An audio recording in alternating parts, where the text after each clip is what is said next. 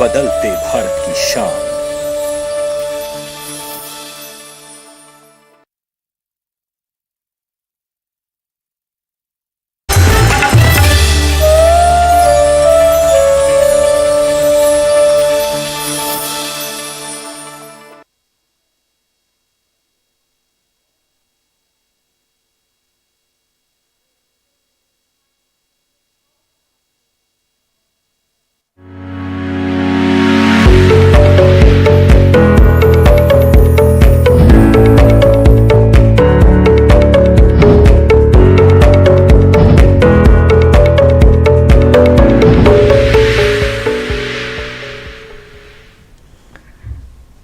नमस्कार, स्वागत है आपका हेलो किसान में। आपके साथ मैं हूं अंजू सिंह। हेलो किसान आप किसानों का अपना लाइव फोन इन कार्यक्रम, जहां हम खेती किसानी और पशुपालन से संबंधित अलग अलग विषय लेकर आते हैं और आपके सवालों के जवाब हमारे विशेषज्ञ देते हैं, ताकि हमारे किसानों के लिए पशुपालन और खेती किसानी लाभकारी हो सके, उनकी लागत में कमी आए और उन्हें अधिक से अधिक लाभ प्राप्त हो। तो चलिए शुरुआत करते हैं आज के हेलो किसान की। सबसे पहले बताते हैं आज का हमारा विषय क्या है।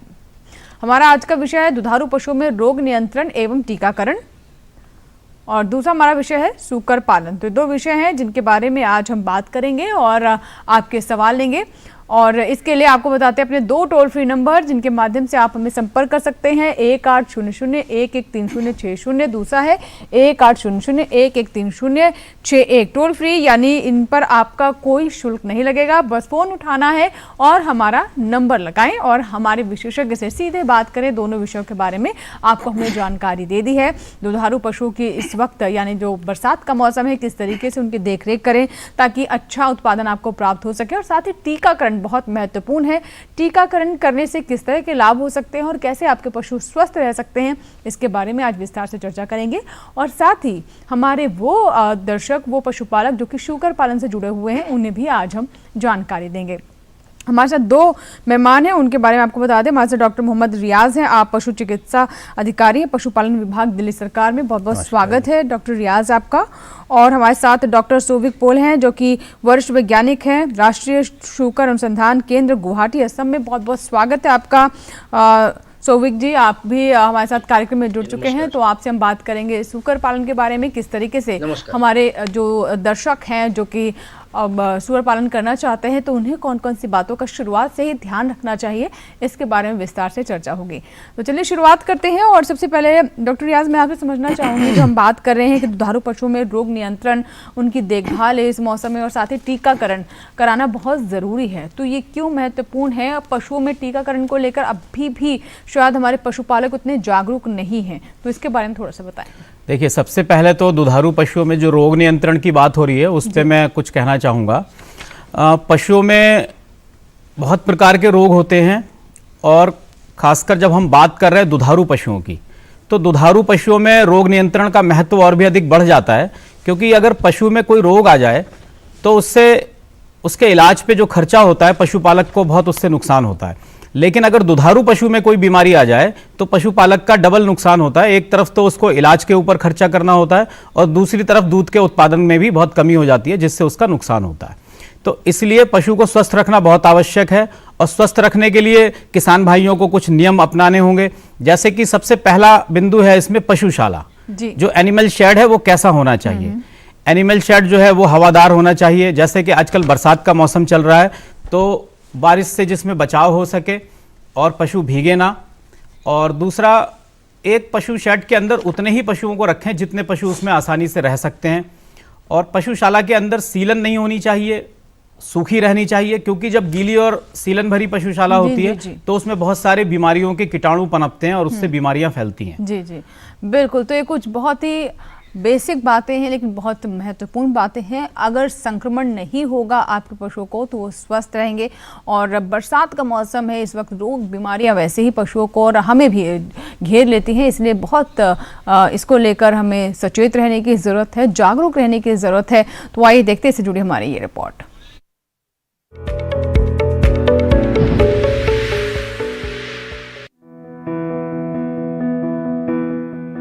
गाय और भैंस हमारे मुख्य दुधारू पशु है। गाँव में ये पशुपालक किसानों की आमदनी का मुख्य जरिया होते हैं। ऐसे में पशुपालकों को दुधारू पशुओं की खास देखभाल करनी चाहिए। दुधारू पशुओं में कुछ रोग होने की आशंका रहती है। गाय और भैंसों में मुख्यतः गलघोटू, लंगड़ा बुखार, खुरपका और मुंह पका रोग हो जाते हैं। गलघोटू रोग मुख्य रूप से गाय और भैंस में पाया जाता है और मानसून के समय व्यापक रूप से फैलता है। इस बीमारी में पशु को तेज बुखार आता है और पशु के गले और निचले जबड़ों के बीच सूजन आ जाती है और पशु को सांस लेने में काफी कठिनाई होती है। इस रोग से दुधारू पशुओं को बचाने के लिए प्रतिवर्ष पशु को वर्षा ऋतु से पहले इस रोग का टीका लगवा लेना चाहिए। वहीं लंगड़ा बुखार में दुधारू पशुओं में तेज बुखार आता है और घुटने के ऊपर वाले हिस्से में सूजन होती है। सूजन के ऊपर वाली चमड़ी सूख कर कड़ी हो जाती है और दबाने पर चढ़चढ़ाती है। ये चढ़चढ़ाहट सूजन में गैस भरी होने के कारण होती है। ये रोग की प्रमुख पहचान है।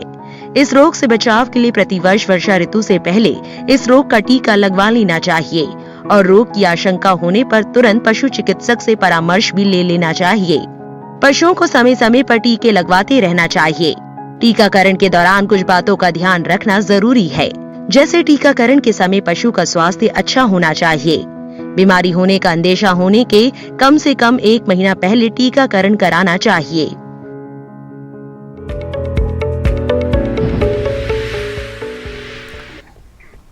तो भी आपने रिपोर्ट देखी, हमने आपको बताया कि किस तरीके से टीकाकरण पशुओं का बहुत महत्वपूर्ण है और किस तरह की सावधानियां हमारे किसानों को बरतनी चाहिए, कौन कौन सी बीमारियां हैं, कौन कौन से रोग हैं जिसके संकेत सही समय पर पहचानना बहुत ज़रूरी है ताकि आगे उसे और हानि हो उससे पहले ही आप उसका इलाज कर दें। अब बात कर लेते हैं, हमारे दूसरे मेहमान हैं सोविक जी हैं, उनसे बात करते हैं। डॉक्टर सोविक, जैसे कि आज हम शूकर पालन के बारे में बात कर रहे हैं और हम जानते हैं कि जिस तरीके से विश्व भर में आबादी बढ़ रही है, हमारे आहार की ज़रूरतें बढ़ रही हैं, ऐसे में शूकर पालन मांस के लिए बड़े पैमाने पर किया जाता है। बहुत सारे क्षेत्र हैं जहां पर इसका सेवन किया जाता है। तो हमारे किसानों के लिए शूकर पालन कैसे, वो जो किसान जो पशुपालन से जुड़े हुए हैं और मांस को ध्यान में रखते हुए शूकर पालन करना चाहते हैं, कैसे लाभदायक हो सकता है और कैसे इसे और व्यावसायिक रूप में अपनाया जा सकता है? जी धन्यवाद। तो जैसा आपने कहा कि देखिए शूकर का मांस जो होता है, पोर्क, वो विश्व में सर्वाधिक खाया जाने वाला मांस जो है वो शूकर का मांस होता है। और शूकर पालन के कई सारे फायदे हैं। जैसे पहला फायदा तो ये है, जैसे दूसरे पशुपालन में आपको एक ग्रेजिंग लैंड या पास्चर की जरूरत पड़ती है, शूकर पालन में उसकी जरूरत कम पड़ती है तथा पास्चर की जो हानि वो भी नहीं होती है। फिर जो मौसमी बदलाव होता है, सीजनल चेंज, शूकर जैसा एक प्राणी है जो मौसमी बदलाव से सबसे कम प्रभावित होता है और इनका जो ग्रोथ रेट या बढ़ने की जो रेट होती है वो बहुत ज्यादा होती है, इसलिए वो कम समय में बहुत मतलब आपको अच्छा फायदा मिलता है, हो जाता है जी। और फीड को मांस में बदलने की इसकी जो क्षमता है, ब्रॉयलर चिकन के बाद सबसे ज्यादा FCR जो फीड कन्वर्जन रेशियो बोलते हैं वो सबसे ज्यादा शूकर का होता है। और इनकी प्रजनन क्षमता बहुत ही बेहतरीन होती है, एक बार में 9 से 12 या 14 बच्चे देते हैं जी जी। और इनका जो जनरेशन इंटरवल होता है वो काफी शॉर्ट होता है। इससे क्या है, 1 साल में अगर आप देखें मांस उत्पादन शूकर से जितना होता है उतना और किसी पशु से नहीं हो पाता है। इनका जो आपका लागत है, इसका टर्नओवर बहुत जल्दी होता है एवं बहुत बेहतर होता है। जी बिल्कुल, बहुत अच्छी बात बताई आपने। जी जी बिल्कुल, और इसे व्यावसायिक रूप से बहुत सारे हमारे जो दर्शक हैं, किसान हैं, वो अपना चुके हैं, कुछ अपनाना चाहते हैं। तो आइए देखते हैं इससे जुड़े हमारी ये रिपोर्ट।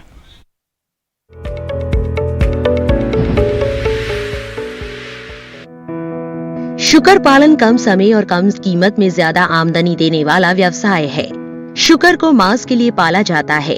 इस पशु को पालने का फायदा ये है कि एक तो शूकर एक ही बार में 5 से 14 बच्चे देने की क्षमता वाला एकमात्र पशु है जिनसे मांस अधिक मिलता है, और दूसरा, इस पशु में अन्य पशुओं की तुलना में साधारण आहार को मांस में परिवर्तित करने की अत्यधिक क्षमता होती है, जिस कारण रोजगार की दृष्टि से ये पशु फायदेमंद साबित होता है। यानी अगर किसान शूकर पालन की शुरुआत करते हैं तो उनके लिए ये फायदे का सौदा साबित हो सकता है। शूकर पालन कोई भी किसान कर सकता है। इसके मांस में प्रोटीन होने की वजह से इसके मांस की मांग भी बाजार में अधिक रहती है। शूकर पालन के लिए घर बनाते समय सर्दी, गर्मी, बरसात, नमी और सूखे आदि से बचाव का ध्यान रखना जरूरी होता है। शूकरों के घर के साथ ही बाड़े भी बनाने चाहिए ताकि शूकर बाड़े में घूम फिर सके। बाड़ी में कुछ छायादार वृक्ष भी होने चाहिए, जिससे अधिक गर्मी के मौसम में शुकर पेड़ों की छाया में आराम कर सके। शुकरों की घर की छत ढलवा होनी चाहिए और घर में रोशनी व पानी की उचित व्यवस्था होनी चाहिए। इनके रहने की जगह पर साफ सफाई का विशेष ध्यान रखें।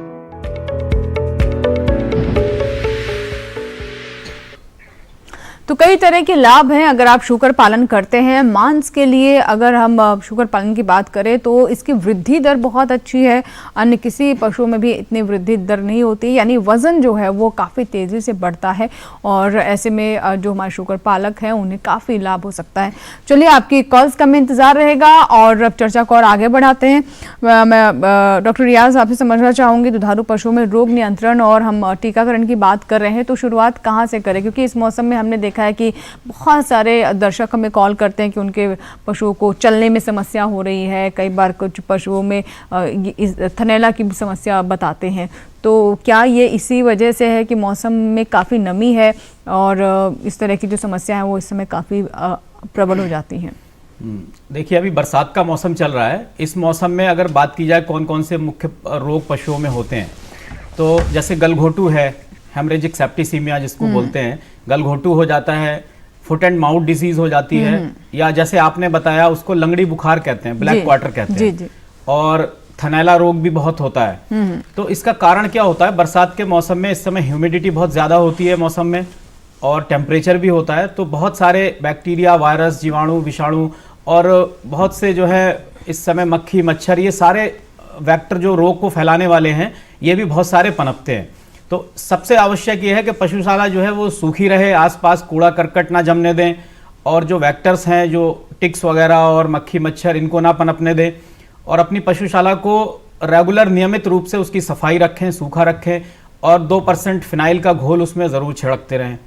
जी, अब जैसे अगर रोग में बात करें हम, गलघोटू रोग जो है, तो इसमें क्या होता है, गलघोटू में पशु को तेज बुखार आएगा शुरुआत में और फिर उसके बाद में उसके गले पे सूजन हो जाती है और घर घर की आवाज़ करने लगता है पशु, और अगर सही समय पर उसको उपचार ना मिले तो मृत्यु हो जाती है। जी, तो इसलिए इसके लिए टीकाकरण करवाना चाहिए बरसात का मौसम आने से पहले। हर साल जो है पशु में HS के लिए टीका आप लगवाएं, वो बहुत आवश्यक है और टीका लगवाएंगे तो आप इससे जो है बीमारी से बच सकते हैं। जी, एक कॉलर है राकेश हैं जिन्होंने उत्तर प्रदेश के जौनपुर से हमें फ़ोन लगाया है। आइए बात कर लेते हैं। राकेश जी, स्वागत है आपका हेलो किसान में, बताइए क्या सवाल है? नमस्कार जी, नमस्कार। मैं शुकर पालन के विषय में जानकारी चाहता हूँ। जी, क्या विशेष कोई जानकारी आप चाहते हैं, क्योंकि आज का हमारा विषय यही है तो इसी पर ही हम बात करेंगे, सारी जानकारी आपको प्राप्त हो जाएंगी, लेकिन अगर आपका कोई खास सवाल है तो उसके बारे में हमें बता सकते हैं। मैम जी, ट्रेनिंग, ठीक है, प्रशिक्षण क्या है इसके लिए ले सकते हैं। सोविक जी, क्या बताना चाहेंगे? हमारे दर्शक हैं राकेश जी जिन्होंने जौनपुर से हमें फ़ोन लगाया है, ये कहते हैं कि इन्हें शुकर पालन करना है, तो क्या इसके लिए कोई ट्रेनिंग प्रोग्राम, कोई प्रशिक्षण प्रोग्राम है जिसमें ये भाग ले सकते हैं? को पहले मेरा नमस्कार। तो हमारे इंस्टीट्यूट में राष्ट्रीय शुकर अनुसंधान केंद्र रानी गुवाहाटी में हम ट्रेनिंग ऑर्गेनाइज करते हैं शुकर पालकों के लिए। मतलब पहले से जिनको कोई एक्सपीरियंस नहीं है वो भी कैसे शुकर पालन करके लाभान्वित हो सकते हैं, इनका कॉम्प्रिहेंसिव ट्रेनिंग हम करते हैं। लेकिन इस महामारी के वजह से अभी ये ट्रेनिंग ऑफलाइन मोड में नहीं हो रहा है, पर ऑनलाइन मोड में हमारे यहाँ ट्रेनिंग अभी भी हो रही है। और इस साल का जो ट्रेनिंग कैलेंडर है वो हम जल्द ही अपने वेबसाइट पे अपलोड करेंगे। राकेश जी, कृपया राष्ट्रीय शुकर अनुसंधान केंद्र गुवाहाटी का वेबसाइट आप फॉलो करते रहे, आपको वहां पे ट्रेनिंग की सारी जानकारियां मिल जाएंगी। जी, यानी अभी ऑनलाइन ट्रेनिंग प्रोग्राम्स में वो हिस्सा ले सकते हैं और अच्छी बात ये भी है कि आप जिस क्षेत्र में हैं अपने घर में बैठकर आप जानकारी प्राप्त कर सकते हैं ऑनलाइन ट्रेनिंग के माध्यम से। और बहुत सारे किसानों के लिए समस्या ये होता है कि अपना काम छोड़कर, अपनी फसल छोड़ करके दूसरी जगह नहीं जा पाते, इतना समय नहीं निकाल पाते हैं, तो उस समस्या से भी आप यहाँ कह सकते हैं कि आपको राहत है। और चलिए बात कर लेते हैं दुधारू पशुओं में रोग नियंत्रण के बारे में। तो जैसे कि आपने बताया कि फुट एंड माउथ समस्या हो जाती है, खुरपका और लंगड़ी बुखार के बारे में आपने बताया, और कुछ हमारे दर्शक हैं उनका ये भी कहना होता है कि इस वक्त पशुओं में एक सुस्ती टाइप की भी वो महसूस करते हैं, तो उसकी क्या वजह हो सकती है? ये बरसात के मौसम में आमतौर पे क्या होता है, पशु भीग जाते हैं कई बार और उनके पशुशाला में रख रखाव ठीक नहीं है, तो मौसम का प्रभाव होता है, ये पशु भीग जाते हैं और कई बार उसको बुखार हो जाता है पशु को, तो जिसके कारण भी पशु जो है सुस्ती महसूस करता है और ये मौसम के बदलाव की वजह से ये सारी चीज़ें कई बार होती हैं। तो इसलिए आवश्यक ये है कि पशु को भीगने ना दें, बारिश में भीगने ना दें और पशु आपका सूखे में रहे। और दूसरा ये है, इस मौसम में अगर बात की जाए तो बहुत सारे एक्टोपैरासाइट्स की प्रॉब्लम बहुत हो जाती है, वाह परजीवी जिनको कहते हैं। और वो वाह परजीवी जो है उसकी वजह से भी पशुओं में बहुत सारी अनोयंस होती है और पशु बहुत उससे स्ट्रेस में आ जाता है कई बार। और ये वाह परजीवी बहुत सारी बीमारियों को भी फैलाते हैं, एक जानवर से दूसरे पशु में जो है बीमारियों को ये फैलाते हैं। और बहुत सारी ब्लड प्रोटोजोन डिजीजेज हैं, जैसे कि इस समय बबेसियोसिस होती है, थिलेरियोसिस हो जाती है और एनाप्लाज्मोसिस एक बीमारी है जो कि उनके खून में, और ये टिक्स के काटने से ज्यादातर ये बीमारियां होती हैं, टिक्स के द्वारा एक से दूसरे में फैलती हैं। तो आवश्यक ये है कि अपनी पशुशाला में इस बरसात के मौसम में आप लगातार जो है समय समय पर इंसेक्टिसाइडल दवाओं का छिड़काव करते रहें, जैसे साइपरमेथ्रिन वगैरह 2% उसका घोल बना के आप पशु के जो है शरीर के ऊपर उसकी स्प्रे करें। इसके अलावा 10% घोल बना के पशुशाला और उसके आसपास में उसका छिड़काव करें। और कई बार किसान भाई हमारे गलती क्या करते हैं, वो उन्होंने पशु के ऊपर तो दवा की स्प्रे कर दी, पशुशाला में भी कर दी, लेकिन जितना पशुशाला का जो गंदगी और कूड़ा वगैरह होता है हटाते, हाँ, उसको निकाल के वो पशुशाला के बाहर ही कहीं आसपास में उसका ढेर लगा देते हैं। तो वो जितने भी कृमि हैं वो सारे वहां पर जाकर अंडे देते हैं, वहां पे पनपते हैं और फिर दोबारा से पशुशाला के अंदर आकर बिल्कुल। तो पशुशाला जो है उसे बिल्कुल, यानी पशुओं का जो आवास है उससे स्वच्छ रखना, साफ रखना बहुत ज़रूरी है। और अगर ऐसा नहीं करेंगे तो, क्योंकि इस वक्त नमी काफ़ी है मौसम में, तो और भी ज़्यादा गंदगी होने की आशंका रहती है और इसका जो विपरीत असर है हमारे पशुओं के स्वास्थ्य पर पड़ सकता है। तो कुछ बातें हैं जिनका ध्यान आप ज़रूर रखें। इसी के साथ ही हमारे लिए वक्त हो गया एक छोटे से ब्रेक का। ब्रेक के बाद भी हेलो किसान जारी रहेगा, कहीं मत जाएगा। ब्रेक के बाद फिर हाजिर होंगे, बात करेंगे पशुओं में टीकाकरण और रोग नियंत्रण के बारे में और साथ ही शूकर पालन के बारे में और विस्तार से जानकारी आप तक पहुंचाएंगे छोटे से ब्रेक के बाद।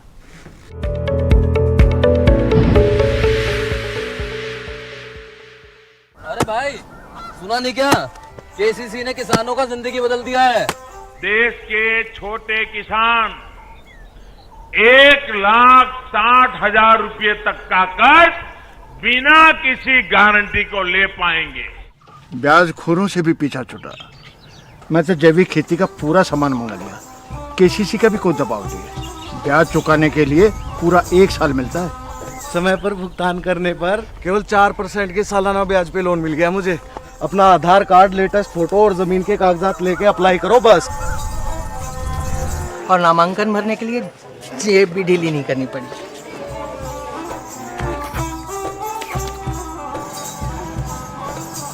चाचा, उधार चुकाने के 24 घंटे के बाद उतने ही पैसे वापस निकाल सकते हैं।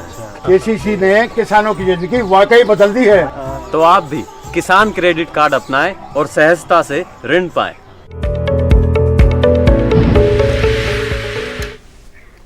ब्रेक के बाद हेलो किसान में एक बार फिर आपका स्वागत है। तो आज हम बात कर रहे हैं दुधारू पशुओं में किस तरीके से रोग नियंत्रण करें और टीकाकरण क्यों महत्वपूर्ण है, कब कब और कौन कौन से टीके पशुओं को लगवाना जरूरी है और किस किस समस्या से इससे आपको निदान मिल सकता है, इसके बारे में और विस्तार से चर्चा होगी। और साथ ही हम बात कर रहे हैं शूकर पालन के बारे में। दोनों मेहमान हमारे साथ लगातार जुड़े हुए हैं, चर्चा को आगे बढ़ाते हैं।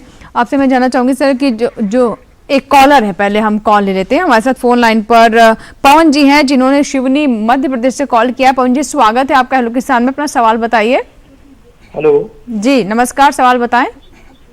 सर मैडम मैं जानना चाहता हूँ कि जैसे दुधारू पशु हैं, इस बारिश की मौसम में उनमें टीकों की जानकारी कैसे लगे और रोग किस के जैसे। ठीक है टीकों के बारे में आप जानना चाहते हैं, क्या बताना चाहेंगे? जी देखिए, पशुओं में जो टीकाकरण किया जाता है उसके बारे में मैं आपको बताता हूँ।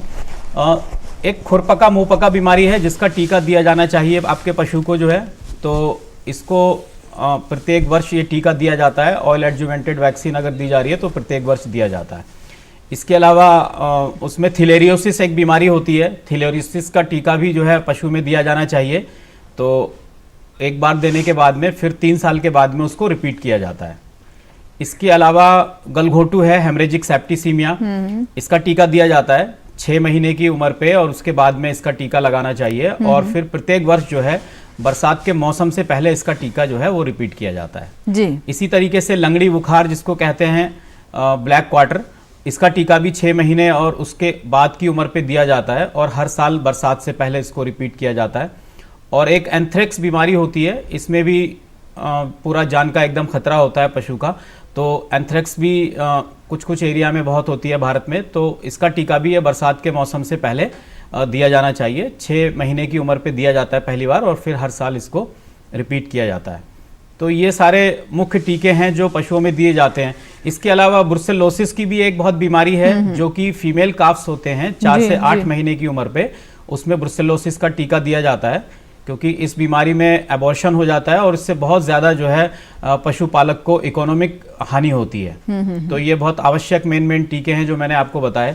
ये टीकाकरण कराने के लिए आप अपने नज़दीकी पशु चिकित्सालय से संपर्क करेंगे तो वहाँ पे लगभग सारे टीके ही सरकार की द्वारा, आपके जो राज्य सरकारें हैं या केंद्र सरकार के द्वारा उपलब्ध कराए जाते हैं। तो आप संपर्क करेंगे, वहां से ये टीके आप अपने पशुओं को लगवा सकते हैं और उनको निरोगी रख सकते हैं। जी, अब चलिए शुकर पालन पे बात कर लेते हैं। सोविक जी हमारे साथ हैं। सोविक जी, प्रजातियों के बारे में जानेंगे आपसे कि किस किस लक्ष्य को ध्यान में रखते हुए प्रजातियों का हमारे किसान चुनाव करें और क्या क्षेत्र या भौगोलिक स्थिति के अनुसार भी प्रजातियां महत्वपूर्ण रहती हैं कि जिस क्षेत्र के आप हैं वहाँ के अनुसार कोई खास प्रजातियां हैं जिनका चलन अधिक है या फिर ज़्यादा वो लाभकारी हैं, क्या बताना चाहेंगे?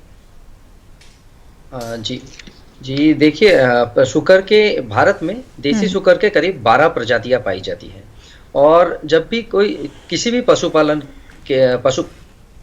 को हम यही कहते हैं कि आपके क्षेत्र में जो प्रजाति पाई जाती है वो नेचुरल एवोल्यूशन से आपके क्षेत्र में आई है तो उसी का आप पालन करें।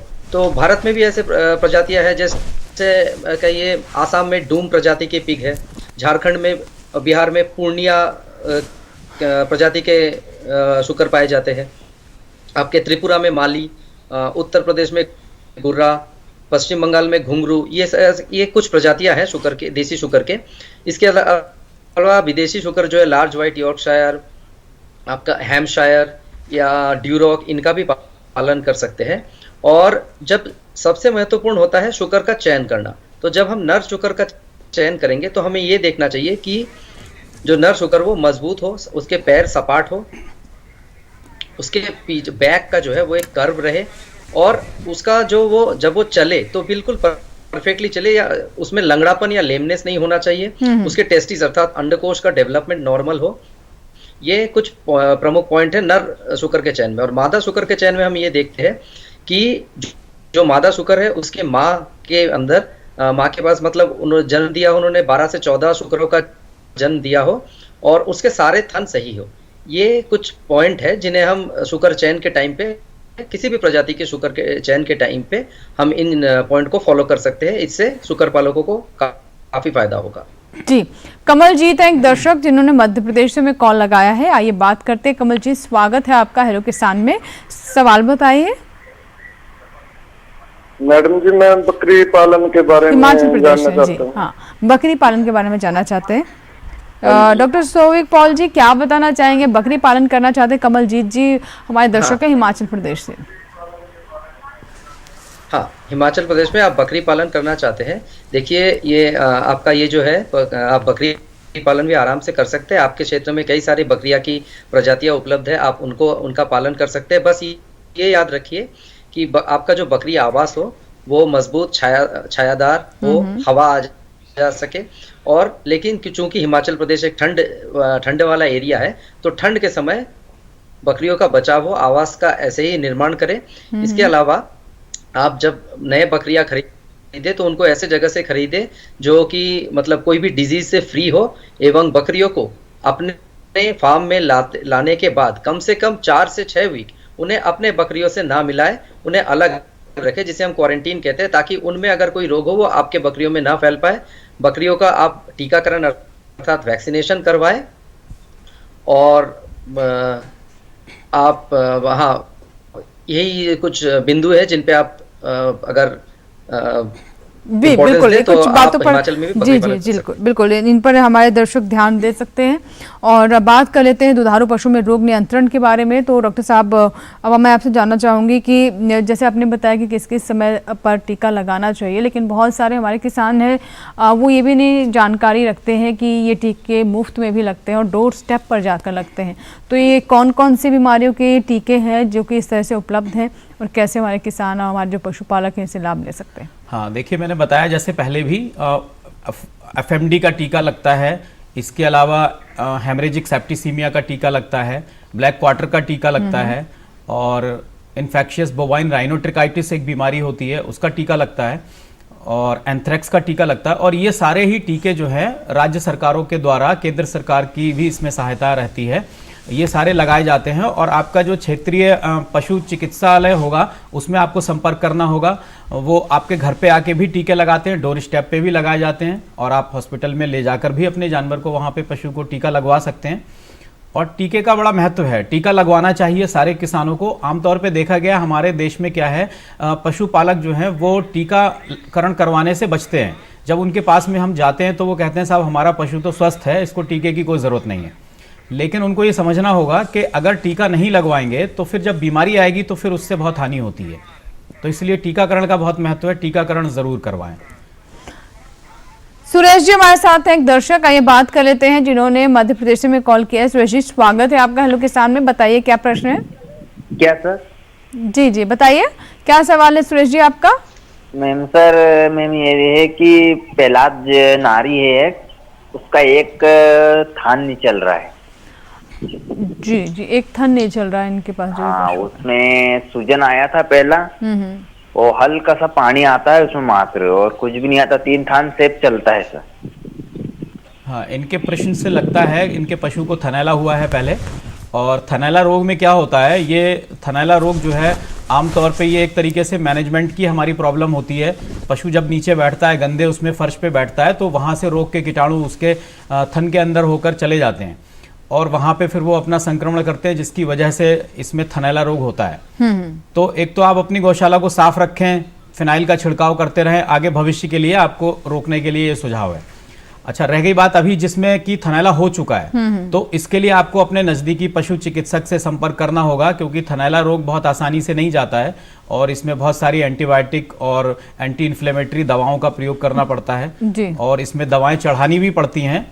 तो इसीलिए ज़रूरी है कि आप अपने पशु चिकित्सक से संपर्क करके उसका इलाज कराएं। लेकिन जहाँ तक थोड़ी सी सावधानी की ज़रूरत है, आपके एक थन में अभी थनैला हुआ है तो बाकी थनों में ना फैले, इसके लिए आवश्यक है आप दूध निकालने से पहले 1% पोटेशियम परमैंगनेट का घोल बना लें और उस थन को उसमें डिप करके थोड़ी देर रखें और दूध निकालने के बाद में सारे थनों को जो है पोटेशियम परमैंगनेट के घोल से आप साफ करते हैं। जो लाल दवाई भी बताते हैं। जी, लाल दवाई, उसी को लाल दवाई भी कहते हैं आमतौर पर गाँव के लोग। तो पोटेशियम परमैंगनेट KMNO4 भी कहते हैं, उसका 1% घोल जो है उससे सारे अपने थनों को जरूर आप उसको साफ करें, धोने उसको दूध निकालने से पहले भी और दूध निकालने के बाद भी। अच्छा डॉक्टर साहब, एक चीज़ ये भी बताया जाता है कि जब थनैला रोग हो और एंटीबायोटिक इस तरीके की आप अपने पशु को दे रहे हैं या फिर लगा रहे हैं या फिर जैसे कि आपने बताया इंजेक्शन भी लगाने पड़ते हैं, तो कई बार ये भी सलाह दी जाती है कि उस थन से दूध ना लें जिसमें जिस थन में प्रभावित थन है उस थन का दूध जो है वो डिस्कार्ड करना होता है, गिरा देना होता है, क्योंकि उसमें दवाएं भी चढ़ाई जाती हैं उसके अंदर। तो जब दवाएं चढ़ाई जा रही है, अगर उस दूध का सेवन करेंगे तो वो हानिकारक रहेगा। उस थन के दूध को अपने बछड़े बछिया को भी ना पिलाएं, उसको निकाल के गिरा दें, वही बेहतर रहता है। तो ये सावधानी भी रखना इसमें आवश्यक है। जी, बात कर लेते हैं सोविक जी से। सोविक जी, हम बात कर रहे हैं आहार के बारे में, आपने आवास के बारे में आपने जानकारी दी, लेकिन अब बात कर लेते हैं खान पान कैसा होना चाहिए। हमारे शुकर पालन से जुड़े जो किसान हैं या पशुपालक हैं उनके लिए जाना बहुत ज़रूरी है, क्योंकि इसमें मकसद यही होता है कि कितनी जल्दी अच्छा भार प्राप्त हो सके। देखिए, शुगर का जो मतलब खान पान का प्रबंधन है उसमें हम 4 भागों में बांटते हैं। पहला ये होता है कि जो नवजात शुकर होता है वो करीब 8 हफ्ते तक अपने माँ का दूध पीता है। उसके बाद हम धीरे धीरे उसको अलग करते हैं। 8 वीक में हम वीनिंग कर देते हैं, अर्थात उसके माँ से उसको अलग कर देते हैं। जी। तो उससे पहले जो हम देते हैं वो उसे कहते हैं क्रीप मिक्सचर। क्रीप मिक्सचर से क्या होता है, क्रीप मिक्सचर में प्रोटीन बहुत ज्यादा होता है। इस समय बच्चे की शुगर के बच्चे की ग्रोथ बहुत हाई रहती है, तो इस समय उसे हाई प्रोटीन दे तो उसकी ग्रोथ बहुत अच्छी होती है। जी, जी। उसके बाद उसे हम कहते हैं वीनर। वीनर में प्रोटीन, हाई प्रोटीन देना पड़ता है, हाई एनर्जी फीड देना पड़ता है। उसके बाद आता है आपका ग्रोअर। ग्रोअर में एनर्जी थोड़ा कम, प्रोटीन थोड़ा कम, और फिनिशर में भी वही प्रोटीन थोड़ा कम और एनर्जी थोड़ा ज़्यादा ऐसे देना पड़ता है। आप इस बात का ध्यान रखें कि जब आप शुकर को बाजार में बेचेंगे उस टाइम पे शुकर का उम्र 8 से 9 महीने का होना चाहिए और उसका वजन जो है 80 से 90 किलो होता है। जी, एक कॉलर हैं, नंदन कुमार हैं, बिहार से कॉल किया इन्होंने। नंदन जी, स्वागत है आपका हेलो के सामने, बताइए क्या सवाल है। तो मेरी गाय है ना, तो उसको सीमन डलवाता हूँ बट वो रखती नहीं है। हाँ, इनके कहने से मुझे जो समझ आ रहा है, ये रिपीट ब्रीडर का केस है। सीमेंट डलवाते हैं लेकिन गाय रुक नहीं रही है। इसकी कई वजह हो जाती हैं। आप सही समय पे उसमें सीमेंट नहीं रखवा रहे हैं, एक ये वजह हो सकती है। तो सबसे पहले तो आप समझें कि किस वक्त पे जो है आपको सीमेंट रखवाना चाहिए। पशु जब पहली बार बोलता है या उसके पीछे से जहाँ से योनि मुख से जब एक तरल पदार्थ जब निकलता है, उसका एक तार जैसा बनता जाता है, तो वो पहचान होती है कि इस समय पशु हमारा जो है वो प्रॉपर हीट में है। जब प्रॉपर हीट में होता है तो उसके करीब 12 घंटे के बाद में आपको उसमें आर्टिफिशियल इंसेमिनेशन या नेचुरल सर्विस अगर आप करवा रहे हैं तो 12 घंटे के बाद में आपको करवाना है। अगले 12 घंटे से लेके और अगले 12 घंटे तक, उस बीच में आप उसको अगर नहीं रुक रहा है तो आप 2 बार उसमें 10-12 घंटे के गैप से आप उसमें 2 बार जो है आर्टिफिशियल इंसेमिनेशन या नेचुरल सर्विस करवाएं। तो अगर सही वक्त पे आप उसमें सर्विस करवाएंगे तो उम्मीद है कि आपका पशु रुकेगा अवश्य जो है। जी, इसी के साथ ही हमारे लिए वक्त हो गया एक और छोटे से ब्रेक का। ब्रेक के बाद भी इन दोनों विषयों पर हम चर्चा करेंगे और आपकी कॉल्स का भी हमें इंतजार रहेगा। बने रहे हेलो किसान के साथ। छोटा सा ब्रेक।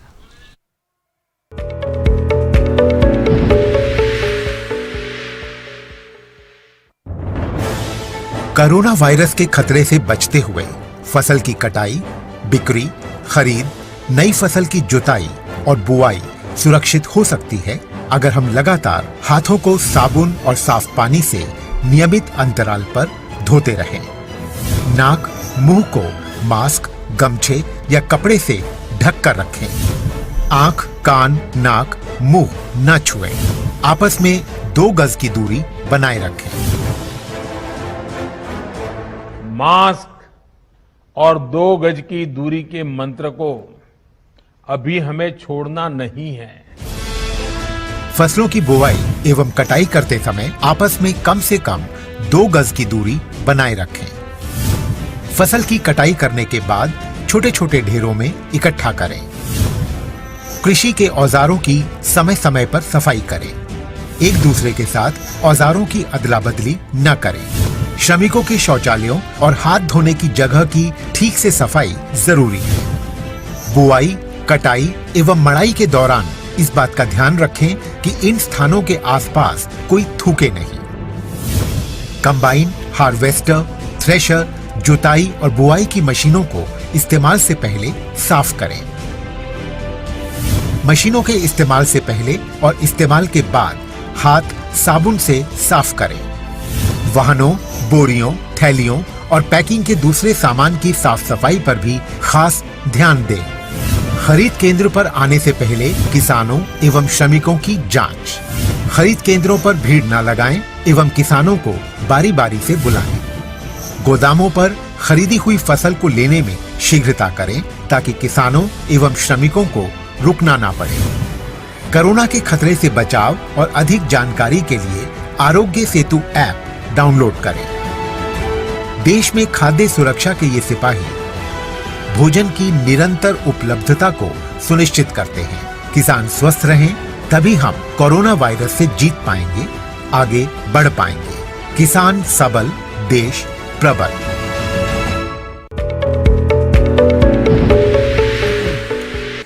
ब्रेक के बाद एक बार फिर आपका स्वागत है। अगर आप अभी अभी हेलो किसान से जुड़ रहे हैं तो आज का विषय एक बार फिर आपके लिए हम दोहरा देते हैं। आज हम बात कर रहे हैं कि दुधारू पशुओं में किस तरीके से आप टीकाकरण कराएं और रोग नियंत्रण को लेकर कैसे सावधानी बरतने की हमारे पशुपालकों के लिए जरूरत है ताकि उनके पशु स्वस्थ रहें, किसी बीमारी के चक्कर में वो ना आए। साथ ही हम इसके अलावा बात करें आज शुकर पालन के बारे में भी। हमारे दोनों मेहमान लगातार बने हुए हैं, आपकी कॉल्स ले रहे हैं, आपके सवालों के जवाब दे रहे हैं और चलिए चर्चा को आगे बढ़ाते हैं। तो मैं आपसे जानना चाहूंगी सर कि जिस तरीके से हम बता रहे हैं कि माफ कीजिएगा, एक कॉलर है, पहले बात कर लेते हैं। Hello hello. जी मैडम जी नमस्ते। जी नमस्कार, सवाल बताइए अपना। मैडम जी हमारी भैंस के 1 महीने से थन फट रहा है, बहुत सारा इलाज करा लिया मैडम, सही नहीं हो पा रहा है। एक बार फिर से अपना सवाल दोहराइए। जी मैडम जी भैंस के थन बहुत दिनों से फट रहे हैं, सही नहीं हो पा रहा है। थन फट रहे हैं आपके पशु के?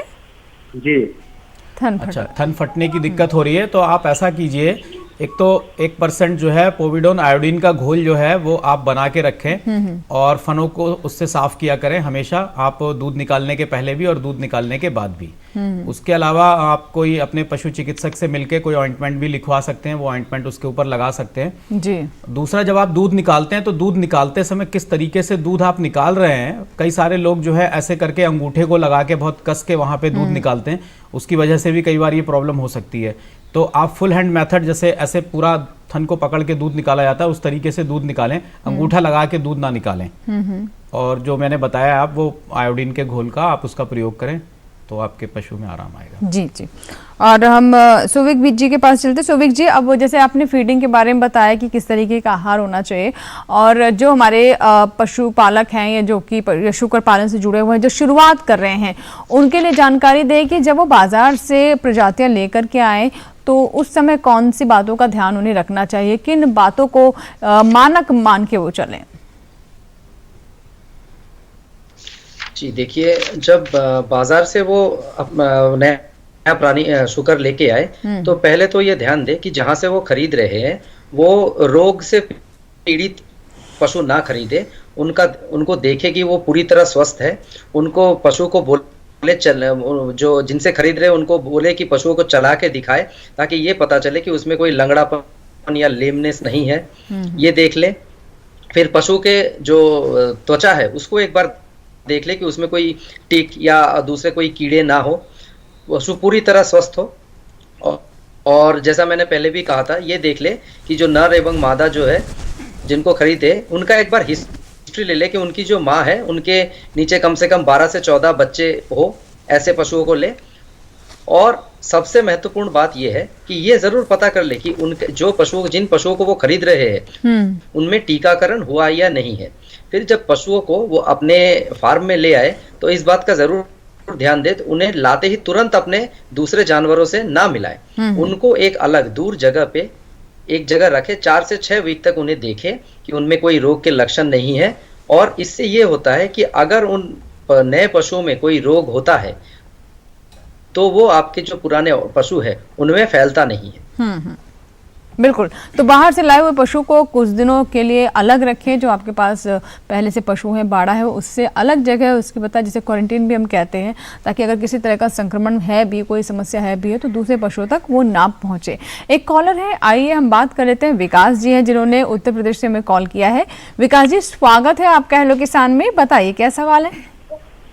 हेलो जी विकास जी, प्रश्न बताएं अपना। सर जो यानी कि जो भैंस क्यों यानी बच्चा टाइम जाके निकलती है कुछ तरीके से। आपने भैंस रखी हुई है जी, आगे बताइए। हाँ, जिसे डेली बोलते हैं बच्चा टाइम टाइप की। फिर आप समझ पा रहे हैं इनका सवाल? मेरे ख्याल से ये प्रोलैप्स की बात कर रहे हैं, कह रहे हैं पीछे से बच्चादानी निकलती है। सर यानी भैंस को डेली निकलती है? जेल बता रहे हैं। जेल नहीं निकलती है। उसका कोई उपचार है क्या आपके पास? निकलती है कह रहे हैं। अब वो प्रोलैप्स की बात कर रहे हैं, बच्चादानी निकलती है। जेल को तो निकलना ही होता है। तो जो प्रोलैप्स की समस्या है ये कई बार पशुओं में ब्याने से पहले भी होती है और ब्याने के बाद में भी होती है। अब इन्होंने ये नहीं बताया इनका पशु अभी प्रेग्नेंट है कि नहीं है। अगर अभी पशु ब्याने वाला है, ब्याया नहीं है, उस समय अगर हो रहा है तो इसमें प्रोजेस्टेरोन वगैरह के इंजेक्शन लगाए जाते हैं, जिसके लिए इनको अपने नज़दीकी पशु चिकित्सक से संपर्क करना चाहिए, वो इनको दवा बताएंगे। दूसरा, घर पर रहकर क्या सावधानियां ये ले सकते हैं। एक तो पशु को जो है आप ऐसे जगह पे रखिए जहाँ पे उसके पैर, अगले पैर जो हैं वो थोड़ा नीचे में रहें और पीछे के पैर थोड़ा ऊंचे में रहें। जी जी। और पशु को एक ही बार में बहुत सारा चारा खाने के लिए ना दें, उससे क्या होता है पशु के पेट में बहुत ज्यादा प्रेशर बनता है और वो बच्चेदानी को पीछे की तरफ फिर वो धक्का मारने में सहायक हो जाती है। तीसरी चीज, पशु को जो है पेट उसका सही रहना चाहिए, उसके पेट में मरोड़ नहीं होना चाहिए, उसको गोबर जो है वो सही आना चाहिए। अगर पेट सही होगा तो भी जो है वो अंदर मरोड़ नहीं होती है, तो जिसकी वजह से बच्चेदानी को वो बाहर की तरफ नहीं धक्का देता है। तो उसका भी ध्यान रखें। उसके लिए आप जो हैं अपने पशु चिकित्सक से नज़दीकी मिलें और पेट को भी उसके सही करें। और अगर आपने उसमें अभी तक एंडोपैरासाइट के लिए कृमिनाशक दवा अगर नहीं दी है तो वो ज़रूर दें। वो भी कई बार कई सारी प्रॉब्लम्स का कारण बनता है और उसकी वजह से भी आगे इस तरीके की प्रॉब्लम होने लगती है। ठीक है, सोविक जी के पास चलते हैं। सोविक जी, अब मैं आपसे जानना चाहूँगी कि जो बाड़ा है तो ऐसे में नर और मादा शूकर में अनुपात किस तरीके का होना चाहिए? देखिए, नर मादा शुकर का अनुपात अगर आप देखें तो आप ये मान के चलिए कि एक बाड़े में जो मादा शुकर है 10 स्क्वायर मीटर एरिया में आप 3 से 4 मादा शुकर को रख सकते हैं। नर शुकर को जनरली हम एक साथ नहीं रखते, हर एक वयस्क नर को हम अलग रखते हैं क्योंकि ये थोड़े एग्रेसिव होते हैं तो आपस में लड़ते हैं, तो इसलिए इनको अलग रखना चाहिए। हर एक वयस्क नर को अलग रखना चाहिए। और दूसरी बात यह है कि अगर आप अनुपात की बात करें तो आप ये मान के चले कि एक वयस्क नर 12 से 15 वयस्क मादा को सर्विस कर सकता है। तो उसी अनुपात से आप अपने टोटल स्ट्रेंथ को ये कर सकते हैं। ये मान के चलिए कि 12 से 15 मादा पे आपको एक नर वयस्क शुकर की जरूरत होगी। जी, मैं आपसे जानना चाहूँगी सर आप कि जो हम बात कर रहे हैं टीकाकरण की, और हम ये भी देखते हैं कि इस मौसम में हमारे जो बहुत सारे पशुपालक हैं वो जानते हैं कि हरे चारे की उपलब्धता काफ़ी होती है और बहुत ज़्यादा कई बार देखते हैं कि हमारे पशुओं को हरा चारा दे दिया जाता है। तो मैं आपसे जानूंगी कि क्या उसका भी किसी तरह का नुकसान या हानि होती है? लेकिन उससे पहले कॉलर है, यहाँ बात कर लेते हैं। हेलो हेलो हाँ मैडम, नमस्कार। जी नमस्कार। जी नमस्कार, बताइए क्या सवाल है आपका? सर मैडम, एक बढ़िया है, 2 दांत की हो गई है, 3 साल की जी, तो वो हीट में नहीं आ रही है। ठीक है। रघुनाथ पांडे जी अयोध्या से हैं, उत्तर प्रदेश से हमारे साथ। हीट में नहीं आ रही बता रहे हैं जी। देखिए, हीट में ना आने के कई कारण हो सकते हैं। एक, पशु आपका अगर कमज़ोर है तो वो हीट में नहीं आएगा, तो उसके लिए उसको जो है पूरा संतुलित आहार मिलना चाहिए। आप अच्छे से उसको हरा चारा और संतुलित आहार जो है दलिया वगैरह और खली वगैरह ये सारी चीज़ें आप उसको खिलाएं, उसका स्वास्थ्य सही हो। दूसरी चीज़, पशु के पेट में कई बार बहुत सारे कीड़े हो जाते हैं, उन कीड़ों की वजह से भी वो कुपोषित होता है और ऊपर से कीड़े हो जाते हैं जिसकी वजह से वो कमज़ोर होता है। तो उस कमज़ोरी के कारण भी पशु जो है हीट में नहीं आता है। तो आप जो है हर 3-3 महीने के बाद में, 3 महीने 4 महीने के बाद में अपने पशु को अल्बेंडाजोल की एक गोली जो है 3 ग्राम की दी जाती है आमतौर पे। एक बार आप अपने नज़दीकी पशु चिकित्सक से और इसमें संपर्क कर लें तो आप कृमिनाशक दवा उसको दें, तो उससे भी जो है आपके पशु को हीट में पशु आएगा। और इसके अलावा कैल्शियम वगैरह और मिनरल मिक्सचर उसको थोड़ा सा आप खिलाएं, तो जब उसकी स्वास्थ्य सही होगा, पेट में कीड़े नहीं होंगे, तो पशु आपका हीट में आएगा। जी। और डॉक्टर साहब, जैसे कि मैं बात कर रही थी कि इस मौसम में क्योंकि हरे चारे की उपलब्धता काफ़ी अच्छी होती है तो किसान भी कोशिश करते हैं कि जितना समय है पशुओं को अच्छा हरा चारा दें, लेकिन कई बार देखते हैं कि इससे अफरा जैसी समस्या हो जाती है पशुओं में। इसके बारे में थोड़ा सा बताइए। हाँ, बहुत ज़्यादा हरा चारा खिलाने की वजह से भी अगर उसके साथ में थोड़ा ड्राई फॉडर ना दिया जाए तो पेट में ब्लोट की समस्या उनको कई बार हो जाती है, पेट में गैस बनती है। तो इसलिए आवश्यक है हरे चारे के साथ में थोड़ा सा सूखा चारा भी, भूसा जैसे कि उसके साथ में मिलाकर पशु को खिलाएं, तो उससे अपच और गैस की समस्या नहीं होती है। और सोविक जी, अब हम बात कर रहे हैं शूकर पालन के बारे में, तो आपसे जानना चाहेंगे कि जो शूकर नर और मादा शूकर हैं उन्हें प्रजनन के लिए किस तरीके से तैयार किया जाए, इसको लेकर क्या करना चाहिए पशुपालक को?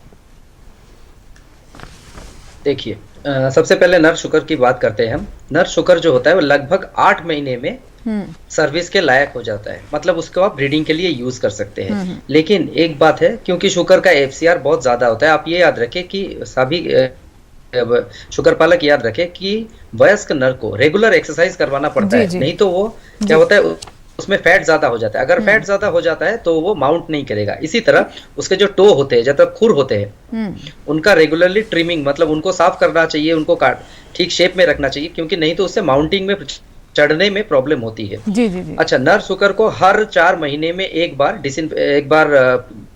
पानी में कीड़ेनाशक पानी के साथ नहलाना चाहिए, जिससे कि उसके त्वचा में कोई कीड़ा ना रहे।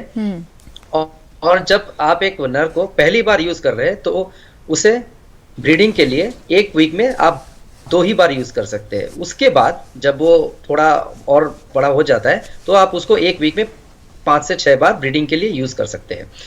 दूसरी बात अगर हम आते हैं मादा पे आप याद रखिए, मादा जो उनकी मैच्योरिटी होती है, प्रजनन के लिए मैच्योर जब वो 4 से 5 महीने में हो जाती है। लेकिन हम ये कहते हैं कि 2 हीट को पास होने दीजिए, पहले 2 हीट में उसका प्रजनन ना करें।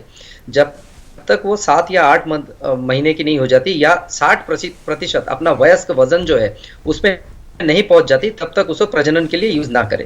उसके बाद उसको मादा शुकर को भी रेगुलर एक्सरसाइज की जरूरत होती है।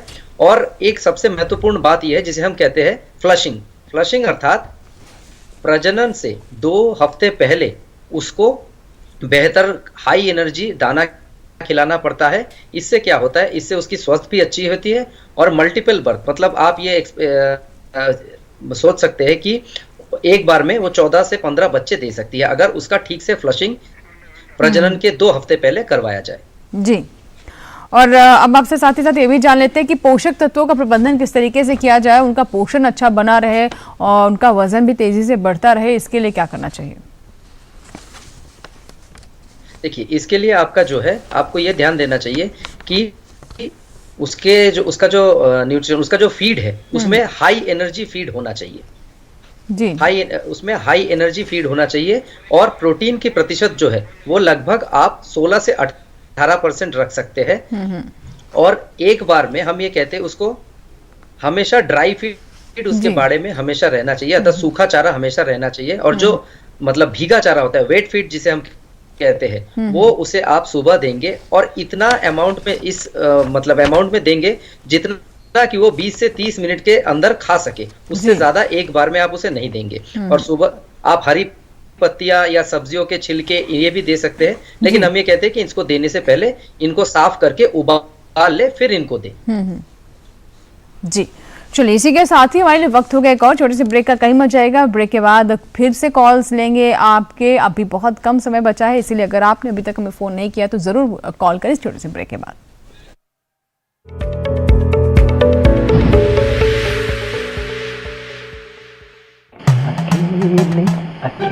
अरे वाह भैया, अकेले अकेले। अरे तू भी ले, पर खाएगा कैसे? मैं ऑर्गेनिक खेती की बात कर रहा रे बेटे। अकेले अकेले खेती कब तक करेगा? मतलब गांव में 20-25 किसानों का समूह बना के पंजीकरण करवा ले, फिर सरकारी ट्रेनिंग भी मिलेगी और मुफ्त जैविक बीज खाद भी। फिर पीजीएस ऑर्गेनिक की सरकारी मोहर के साथ तेरी उपज आकर्षक पैक में पहुंचेगी बड़े बाजार तक। अच्छा? हाँ। अरे भाई कहाँ चल दिया? सबको साथ लाने, आमदनी बढ़ाने। तो किसान भाई समझ गए ना, साथ मिलकर ऑर्गेनिक खेती कीजिए, अपनी परंपरा को आगे बढ़ाइए, ज्यादा मुनाफा कमाइए। माटी से प्रेम की परंपरा है परंपरागत खेती।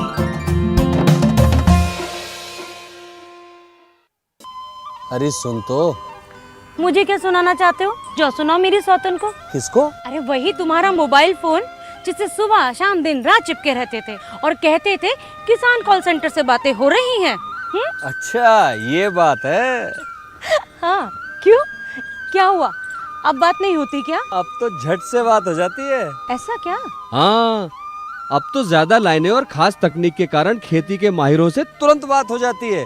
और अगर कभी लाइन व्यस्त हो तो अपनी समस्या फोन पर रिकॉर्ड करा दो, वहाँ से फोन आ जाता है और समस्या की हल का मैसेज भी आ जाता है। ये देखो आ गया। अरे वाह, इसका मतलब इंतजार की घड़ी अब खत्म। हाँ। तभी मैं सोचूं कि आजकल मुझ पर इतना प्यार क्यों आ रहा है। कृषि संबंधी समस्याओं का अपनी भाषा में तुरंत हल पाने के लिए पूरे भारत में किसी भी फोन से हेल्पलाइन नंबर पर संपर्क करें। किसानों का दोस्त किसान कॉल सेंटर।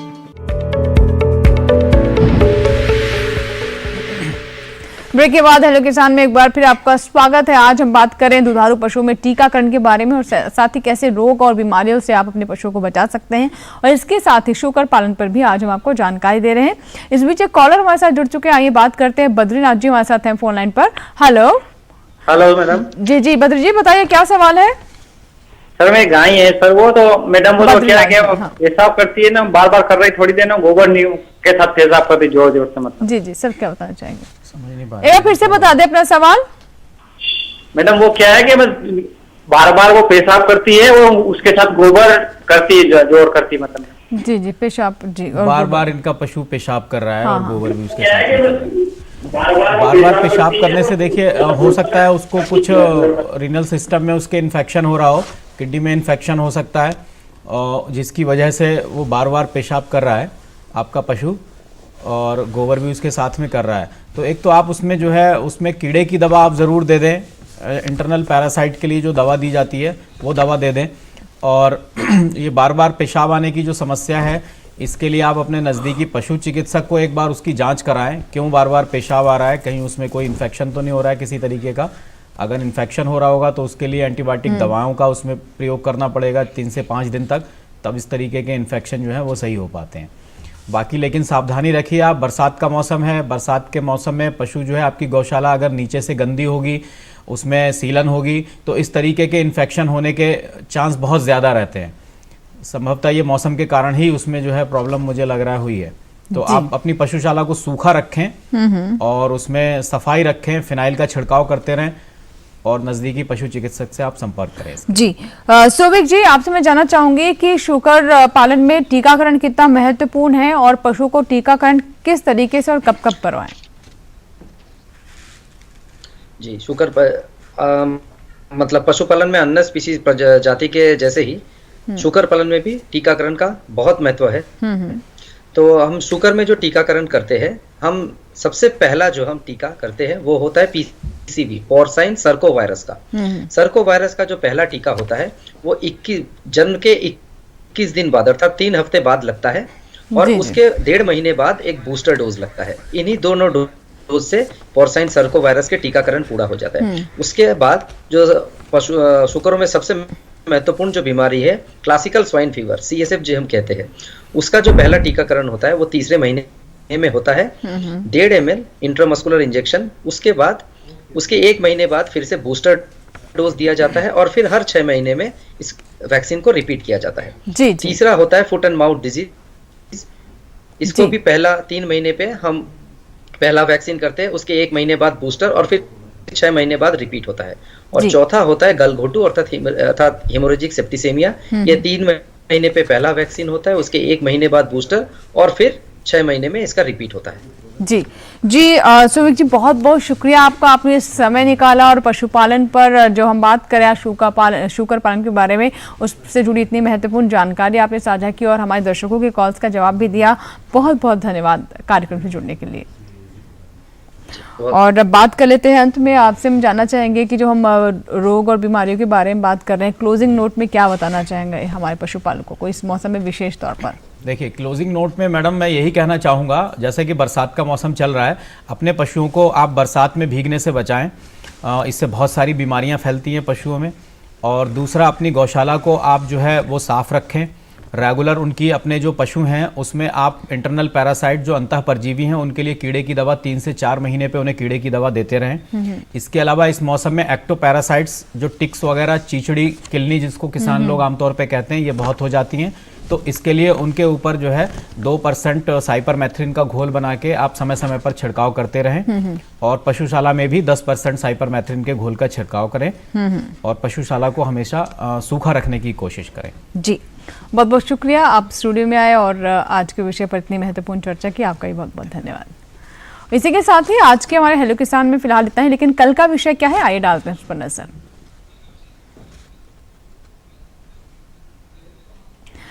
कल का विषय अधिक उत्पादकता से केले की वैज्ञानिक विधि से खेती और कपास में अच्छा उत्पादन लेने के लिए कुछ खास उपाय।